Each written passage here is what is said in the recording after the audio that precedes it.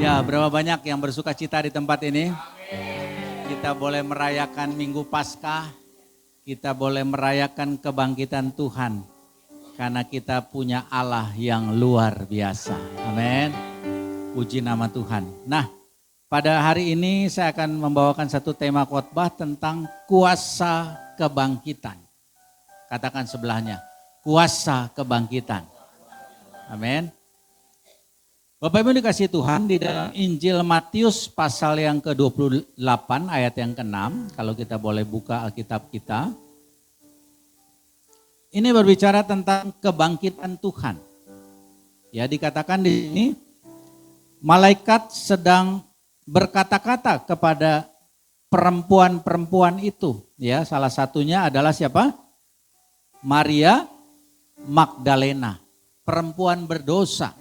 Ya, kalau kita lihat di ayat yang pertama, setelah hari Sabat lewat, menjelang menyingsingnya fajar pada hari pertama minggu itu, pergilah Maria Magdalena dan Maria yang lain menengok kubur itu. Di ayat yang ke-6 kita lompat, dikatakan begini. Kita baca sama-sama, 2, 3.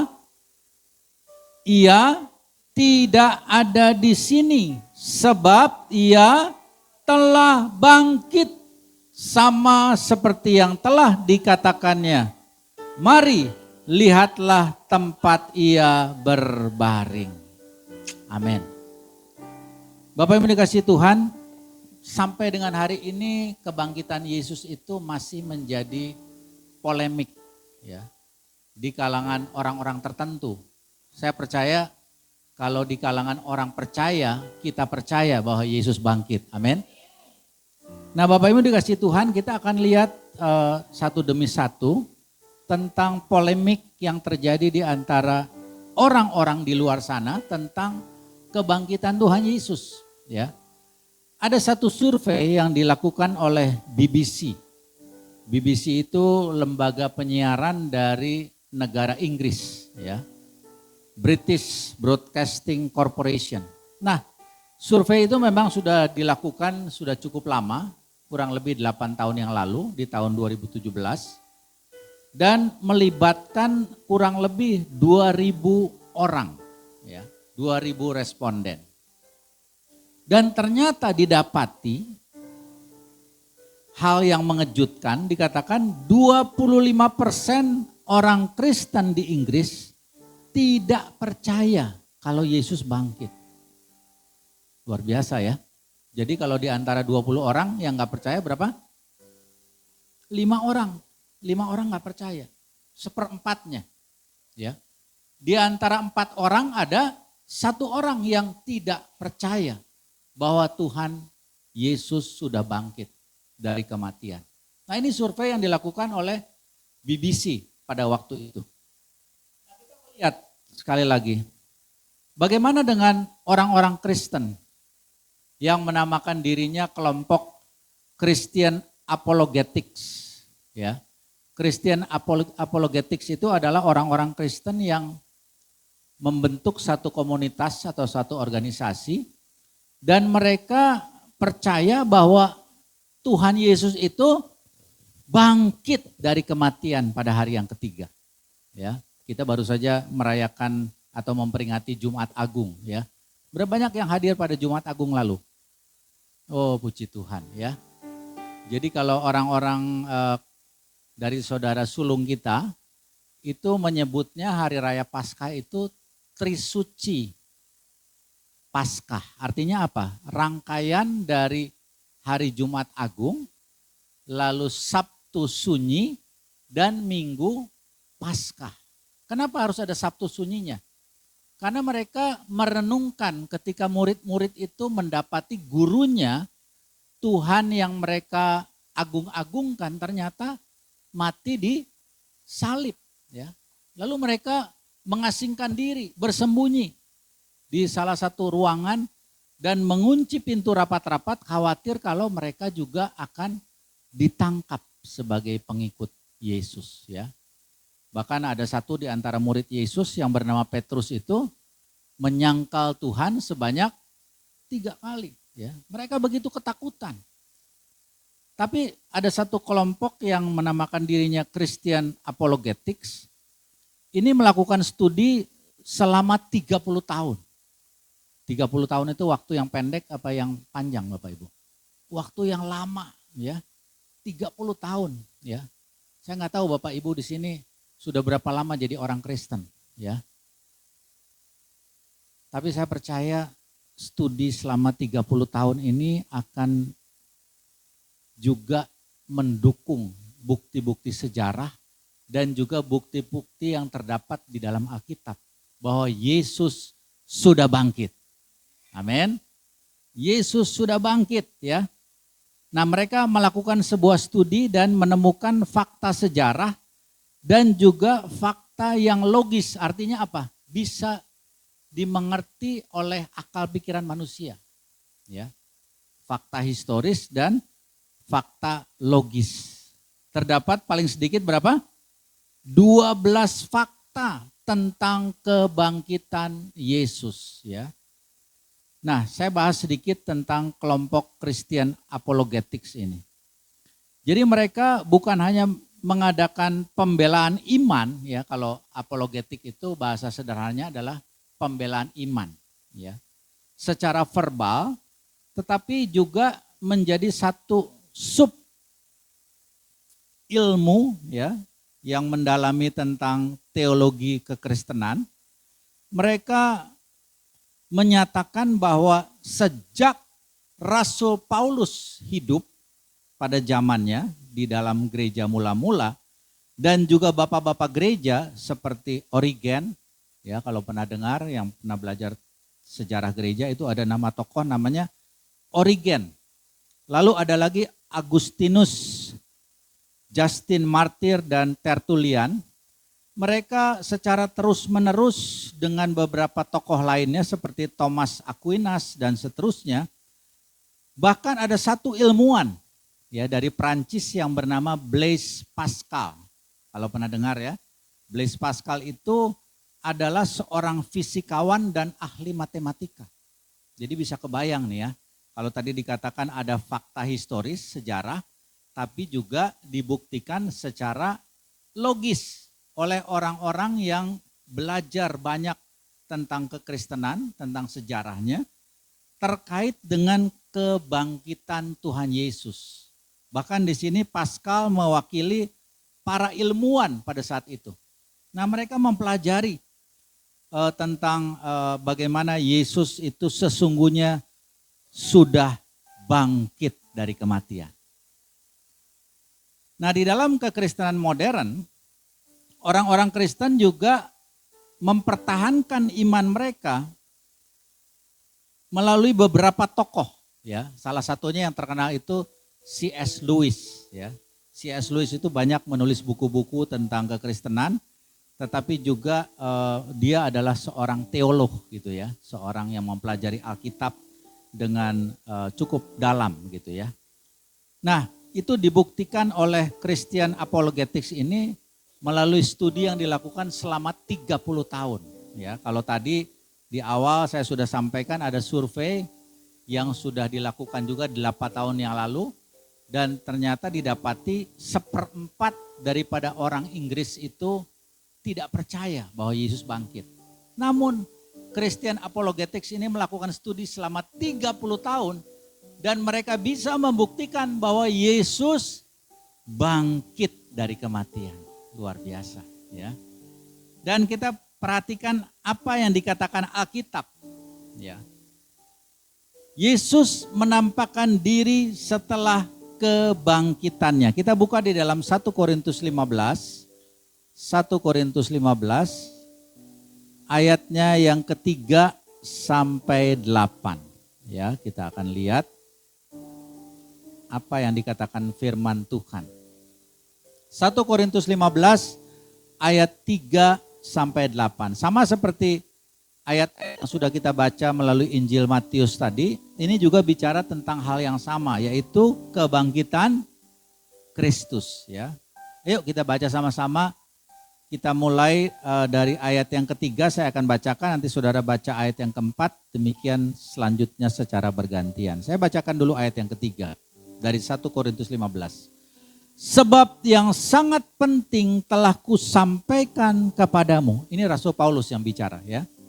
Yaitu apa yang telah kuterima sendiri, ialah bahwa Kristus telah mati karena dosa-dosa kita sesuai dengan kitab suci. Ayat yang keempat.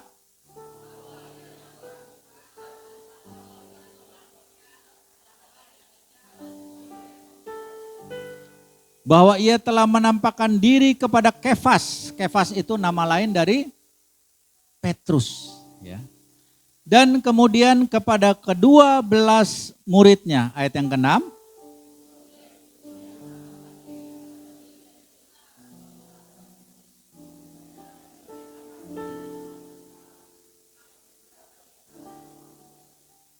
Selanjutnya ia menampakkan diri kepada Yakobus. Kemudian kepada semua rasul. Ayat yang ke-8 sama-sama 2, 3. Dan yang paling akhir dari semuanya, ia menampakkan diri juga kepadaku.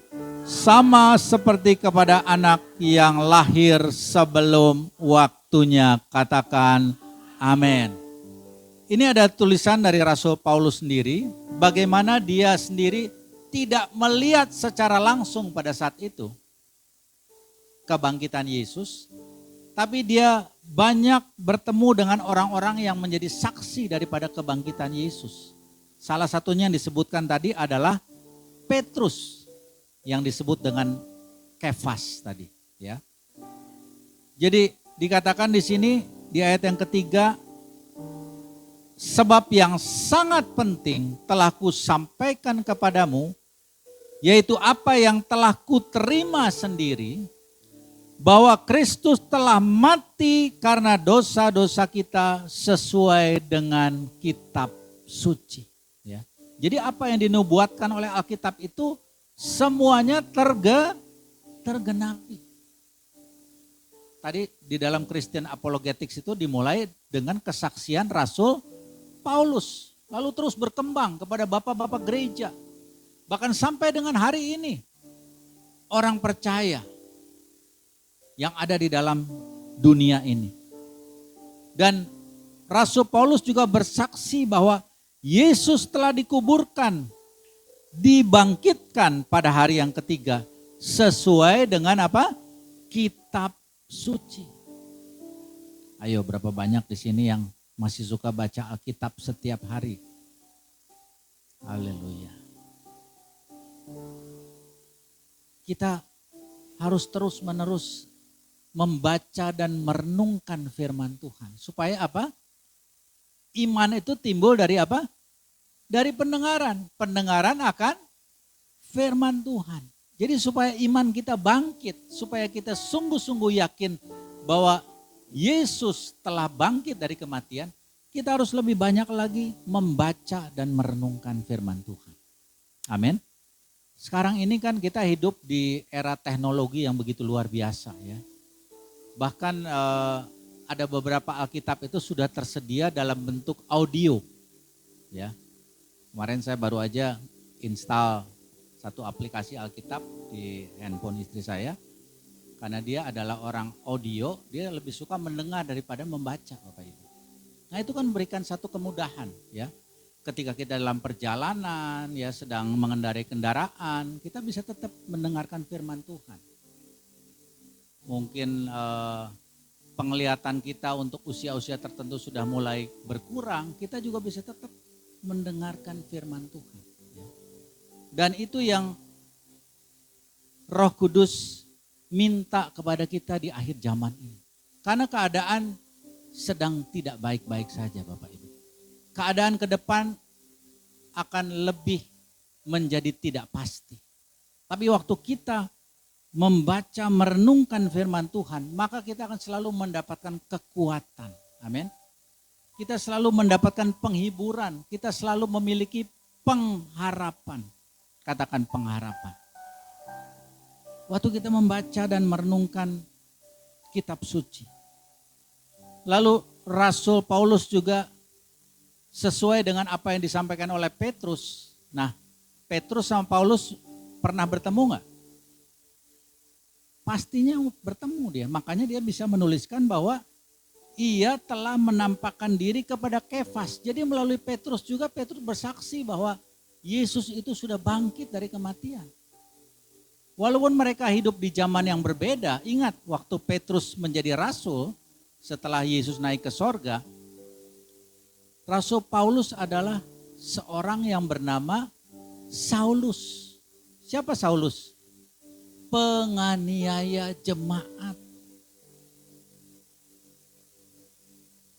Pengikut Kristus dari gereja mula-mula itu banyak yang dikejar-kejar oleh rombongan Saulus dan mereka disiksa bahkan sampai mengalami kematian. Ada seorang tokoh yang bernama Stefanus. Ketika dia dilempari batu sampai mati, Saulus ada di sana. Dan Saulus membiarkan hal itu terjadi. Sampai ketika dia dalam satu perjalanan, Tuhan menampakkan diri kepada Saulus. Makanya dikatakan di dalam ayatnya yang ke-8 tadi ya, dari 1 Korintus 15. Dan yang paling akhir dari semuanya, ia menampakkan diri juga kepadaku. Ingat ada suara yang berseru-seru, Saulus, Saulus, mengapa engkau menganiaya aku? Padahal Tuhan Yesus ada di sorga, sudah naik ke sorga. Tapi dalam perjalanannya, kehidupan daripada Saulus ini Tuhan sudah menetapkan dia. Tuhan sudah memilih dia untuk menjadi salah seorang rasul. Luar biasa. Coba kita renungkan bagaimana kehidupan kita dulu Bapak Ibu. Gak usah jauh-jauh dah kalau saya merenungkan kehidupan saya pribadi. Rasanya saya gak layak untuk melayani Tuhan. Tapi Tuhan sudah pilih. Tuhan sudah tetapkan. Saya mungkin bukan seperti Saulus yang menganiaya orang-orang. Percaya. Tapi saya menganiaya Tuhan dengan pelanggaran-pelanggaran saya. Dalam kehidupan saya yang tidak takut kepada Tuhan. Berapa banyak di antara kita juga mungkin seperti itu. Tapi waktu kita berjumpa secara pribadi dengan Tuhan, Roh Kudusnya berbicara kepada kita dan membuat kita berbalik dan menjadi Paulus di akhir zaman ini. Amin Bapak Ibu. Nah Bapak Ibu dikasih Tuhan, kita melihat bagaimana kuasa firman Tuhan yang bekerja dalam hidup kita itu sanggup mengubahkan. Sanggup memperbaharui, bahkan sanggup untuk membawa kita dari kematian menuju kehidupan kekal. Amin Bapak Ibu. Bagi Tuhan tidak ada yang mustahil. Amin. Apapun latar belakang kita, apapun kehidupan kita dulu, tapi waktu Tuhan sudah memilih menetapkan, maka kita dijadikan manusia baru di dalam Kristus. Selain apa yang tertulis di dalam 1 Korintus 15 ayat yang ke-3 sampai 8 tadi, ada seorang tokoh yang bernama Maria Magdalena. Kenapa Maria Magdalena ini adalah salah seorang yang Tuhan pilih juga untuk pertama kali menjumpai kubur Yesus yang sudah kosong. Padahal dia juga orang yang berdosa.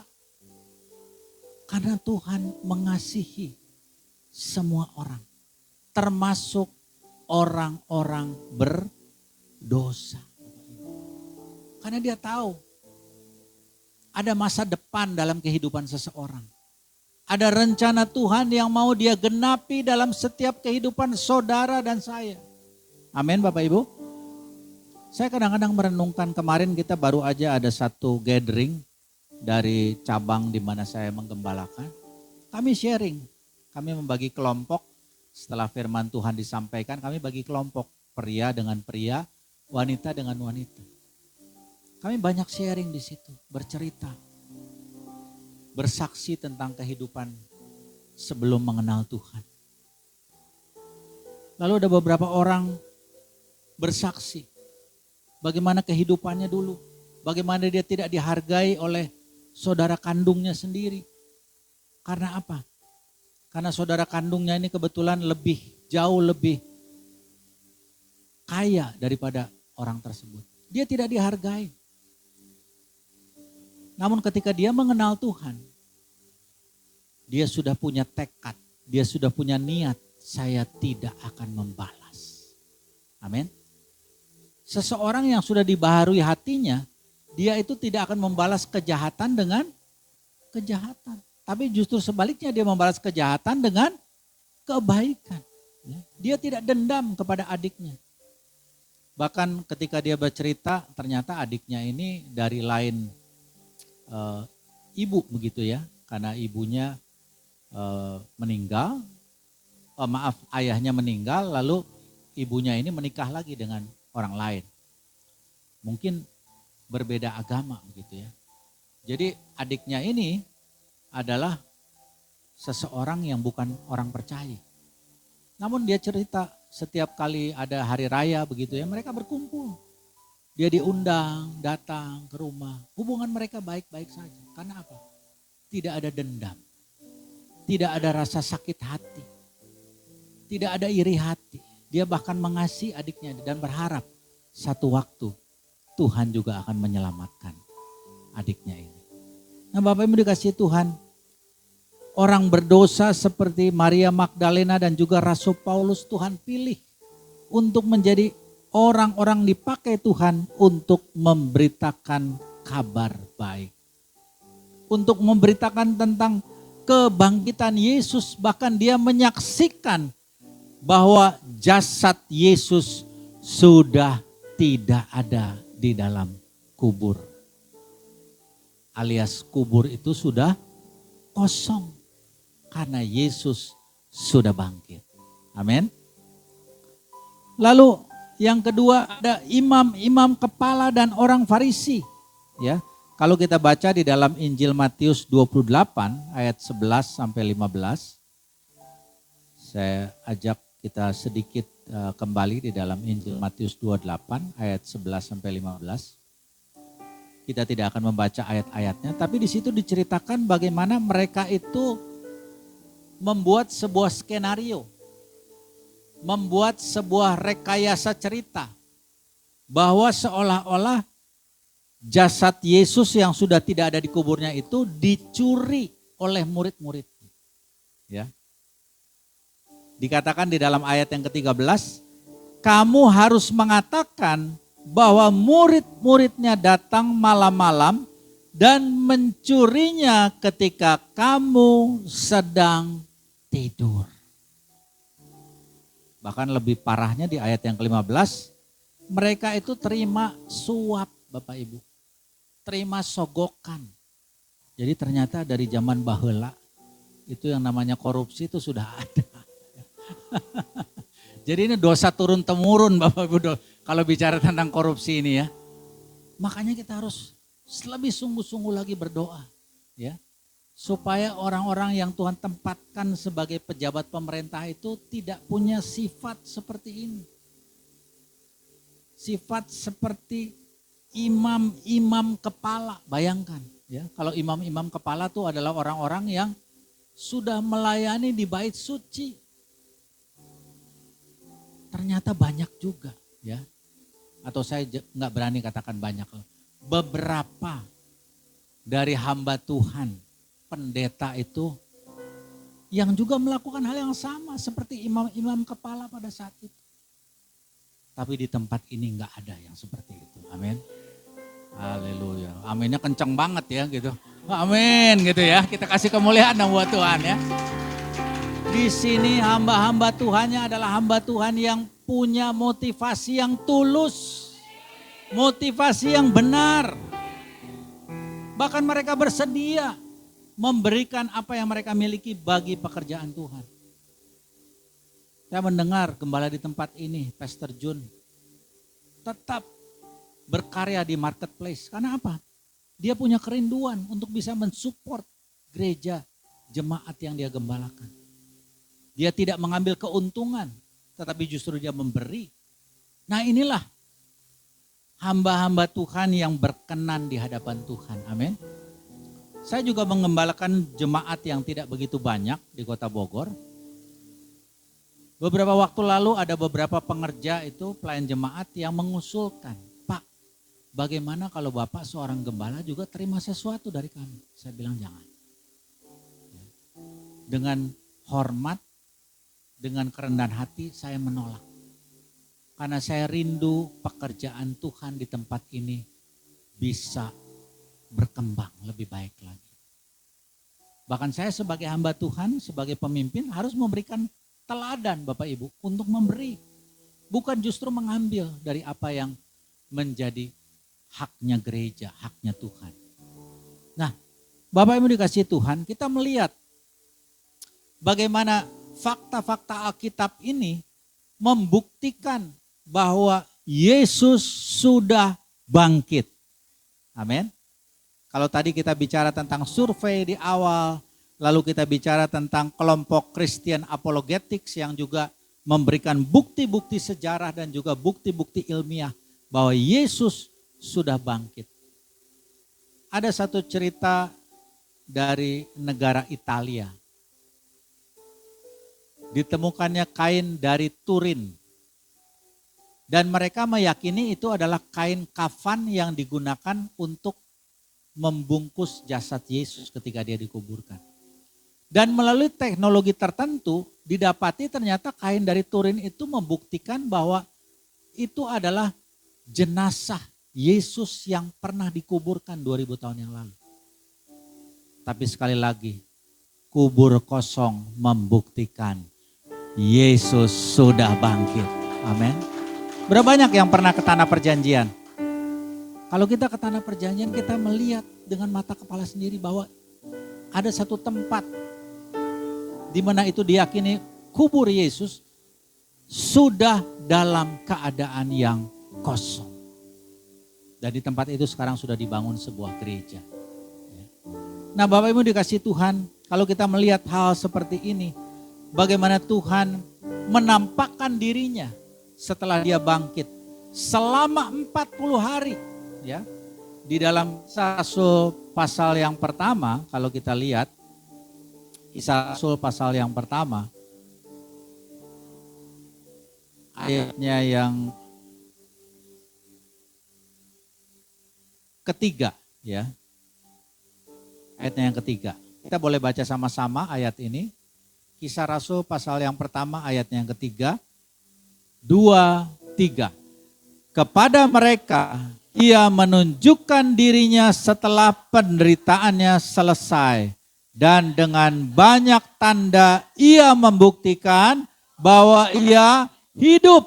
Sebab selama 40 hari ia berulang-ulang menampakkan diri dan berbicara kepada mereka tentang kerajaan Allah. Berapa lama Bapak Ibu? 40 hari. Itu bukan waktu yang singkat. Untuk dia menunjukkan dirinya bahwa dia hidup. Dia hidup. Dan dia membuktikan kepada semua orang pada saat itu. Ya. Dia membuktikan dirinya hidup kepada Kefas, kepada Simon Petrus, ke-12 murid. Bahkan juga kepada lebih dari 500 orang di dalam 1 Korintus 15 ayat yang ke-6. Kalau kita buka sebentar, 1 Korintus 15 ayatnya yang ke-6. Dikatakan begini. Sesudah itu ia menampakkan diri kepada lebih dari 500 saudara sekaligus. Jadi bukti-bukti sejarah, bukti-bukti Alkitab itu sudah membuktikan bahwa Yesus hidup. Amin. Dan yang terakhir, dia menunjukkan bahwa dia adalah Tuhan yang sudah bangkit kepada Rasul Paulus. Kitab Perjanjian Baru sepertiganya itu ditulis oleh Rasul Paulus. Dan itu membuktikan bahwa Yesus hidup. Amin. Nah, sebagai penutup Bapak Ibu, apa makna kebangkitan Kristus? Yang pertama, pemberitaan kabar baik tidak sia-sia. Kalau saya berdiri di tempat ini, menyampaikan tentang kabar baik, tentang Injil, tidak sia-sia. Amin. Karena apa? Karena Yesus hidup. Lalu apa yang kedua? Iman percaya kita pun tidak sia-sia. Saudara datang ke gereja ini, ke tempat ini setiap minggu tidak sia-sia. Amin. Kita pegang teguh firman Allah, itu juga tidak sia-sia. Dan yang terakhir, orang percaya adalah orang yang beruntung. Berapa banyak di sini orang-orang yang beruntung? Amin. Karena Yesus hidup, kita disebut sebagai orang-orang yang beruntung.